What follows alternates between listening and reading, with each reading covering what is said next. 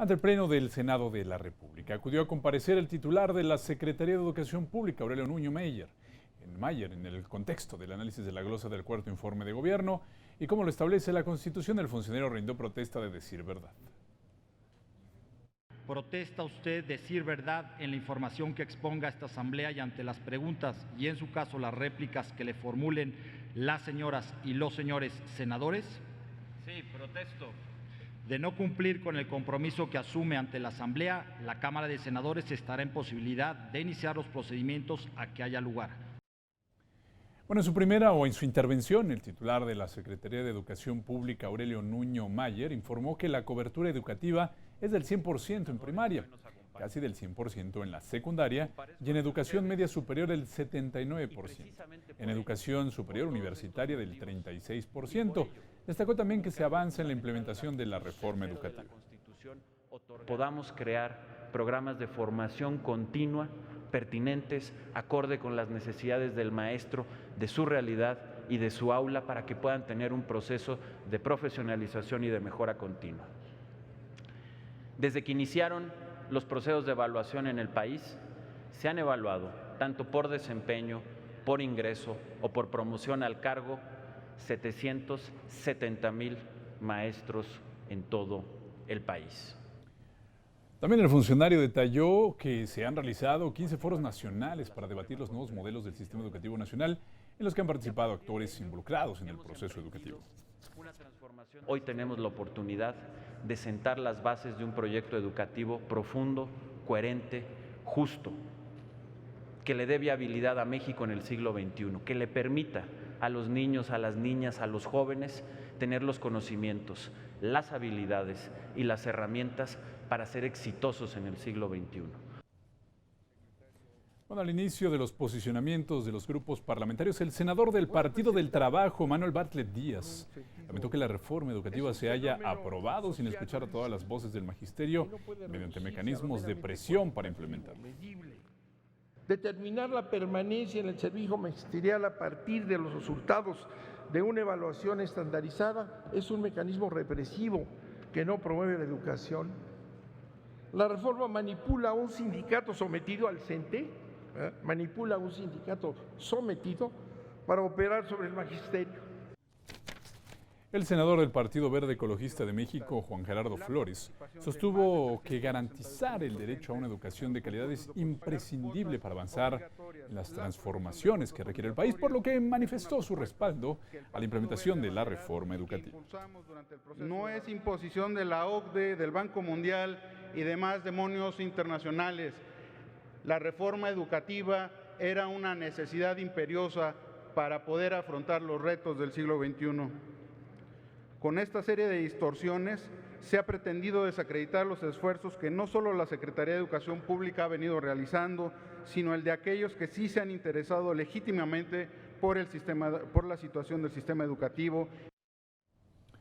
Bueno, y en su posicionamiento, el grupo parlamentario del PRD aseguró que el Poder Ejecutivo Federal, a través de la Secretaría de Educación Pública, ha olvidado las tareas sustantivas de la enseñanza derivado de la aplicación de una reforma educativa que nada tiene que ver con lo educativo, sino con cuestiones políticas y laborales. Se ha perdido, señor secretario, la valiosa oportunidad de educar para el futuro y de hacer a los maestros sus mejores aliados para iniciar en todo el país una gran cruzada por la educación. En tanto, le sugerimos cambiar el sentido de la evaluación punitiva del desempeño por una evaluación educativa por incentivos con fines de regularización pedagógica y profesionalización. El grupo parlamentario del PAN mencionó una serie de temas ausentes en el informe del Ejecutivo Federal en materia educativa. Entre ellos, los hechos ocurridos en Nochitlán, Oaxaca, derivado del conflicto magisterial, o lo relacionado a la denuncia sobre la lista de prelación en los procesos de asignación de plazas docentes. ¿Por qué ni con el pétalo de una coma se narran los alcances de esta renovada alianza de la Secretaría de Educación Pública y el Sindicato Nacional de Trabajadores de la Educación? Se ha reconocido hoy por el secretario, hay que desmantelar un sistema clientelar y corporativo que en ocasiones ha incurrido en corrupción. No se ha logrado.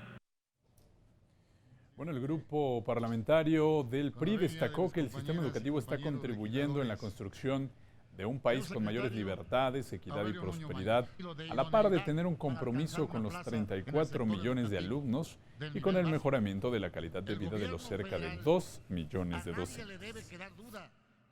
Como nunca antes se está combatiendo las desigualdades sociales en materia educativa. Tenemos, como ya lo informó usted, que el programa Escuelas al 100 beneficiará a casi 6 millones de alumnos. Rehabilitará y equipará 33,000 planteles educativos y tendrá una inversión de 50,000 millones de pesos. Luego de los posicionamientos de los grupos parlamentarios, inició las rondas de preguntas-respuestas-réplica. En cuanto a los temas de educación sexual expuestos en los libros de texto, la senadora Marta Tagle le preguntó al secretario si dichos contenidos siguen siendo los adecuados, considerando que han pasado 3 décadas de la última reforma en materia educativa en el tema de la sexualidad. Si desde hace casi 30 años esos contenidos no se han modificado, ¿cómo se pretende hacer frente a la meta planteada por la Encuesta Nacional para Prevenir el Embarazo Adolescente de disminuir a 0 los nacimientos de niñas embarazadas de 10 a 14 años? En las evaluaciones que hemos hecho, las evaluaciones con expertos, con pedagogos, estos contenidos en términos generales son adecuados. Son contenidos adecuados para la edad de los niños, de los jóvenes. La educación sexual empieza en el 4º año de primaria. Pues de acuerdo a su parecer, estos contenidos son adecuados. Sin embargo, es una realidad que estos contenidos no están sirviendo para prevenir el embarazo adolescente. Bueno, al cuestionar el diseño del modelo educativo, considerando que está alejado del desarrollo de los docentes del país, la senadora Laida Sansores San Román cuestionó al titular de la Secretaría de Educación en torno a las visitas que realiza a diversas escuelas del país. ¿Por qué no se anima un día a enlodarse los zapatos y se lanza a recorrer esas comunidades alejadas de Oaxaca, de Chiapas, de Guerrero, de donde se llega después de horas de recorrido en camión, a pie, cruzando ríos? Tal vez entonces, en lugar de violentos, usted los va a considerar héroes silenciosos. Esas escuelas rurales que ojalá usted conociera, esas escuelas rurales, senadora, esas escuelas rurales hoy están en un profundo transformación y de dignidad, con la inversión más grande que se haya hecho en las últimas décadas. ¿Podría usted sintetizar la conclusión de los foros, estos que se realizaron, y si fueron incluidas algunas de las propuestas de la coordinadora de maestros? Bueno, no obstante de reconocer que en el 4º informe de labores del Ejecutivo Federal destacan los logros alcanzados en materia de otorgamiento de becas, disminución de la deserción escolar, impartición de educación ambiental y en el mejoramiento en las clases de inglés, el senador Jorge Arechiga hizo las siguientes consideraciones y preguntas. Consideramos que los programas y acciones exitosos deben ser replicados y ampliados para dar beneficios a un mayor número de estudiantes en todo el territorio nacional. En materia de abandono escolar, de las entidades federativas con mayores tasas de deserción, ¿qué desafíos importantes se han detectado para implementar este programa de manera exitosa? Particularmente en la educación media superior, que es donde tenemos el mayor reto a vencer en términos de deserción escolar, se ha podido reducir en 3%, al pasar del 15 al 12% esta deserción. Los senadores del Partido Verde estamos convencidos de que la reforma educativa es la más importante de las reformas estructurales, ya que será el motor de un desarrollo social y económico de nuestro país. La senadora Lorena Cuellar preguntó al funcionario del gobierno federal sobre el parámetro para examinar, calificar y clasificar a los docentes en distintos niveles, si el modelo educativo previo ha sido considerado en la actualidad como inadecuado. ¿Cómo se valoró la planeación argumentada de una sesión de clase si el proceder pedagógico mismo está siendo revisado al estimarlo inútil en la actualidad? ¿Por qué no mejor se incentivó a los buenos maestros para generar una inercia positiva en toda la base magisterial. Sí, por supuesto, la profesionalización de los maestros, una profesionalización que esté sustentada en el mérito, que esté sustentada en la transparencia y que rompa con viejos vicios, lo he dicho, de un sistema clientelar y corporativo como eran la venta y la herencia de plazas, como era el tener que estar sometido el maestro su vida laboral a lo que le dictaran las burocracias, ya fueran sindicales o gubernamentales. Hoy siguen siendo sometidos al miedo constante de ser rechazados en esa evaluación, que no es una evaluación equitativa ni justa para todos los maestros de este país. En su intervención, el senador Víctor Hermosillo y Celada apuntó que también se requiere un replanteamiento del modelo educativo de las universidades, la cual permita elevar la matrícula escolar y la calidad en la enseñanza.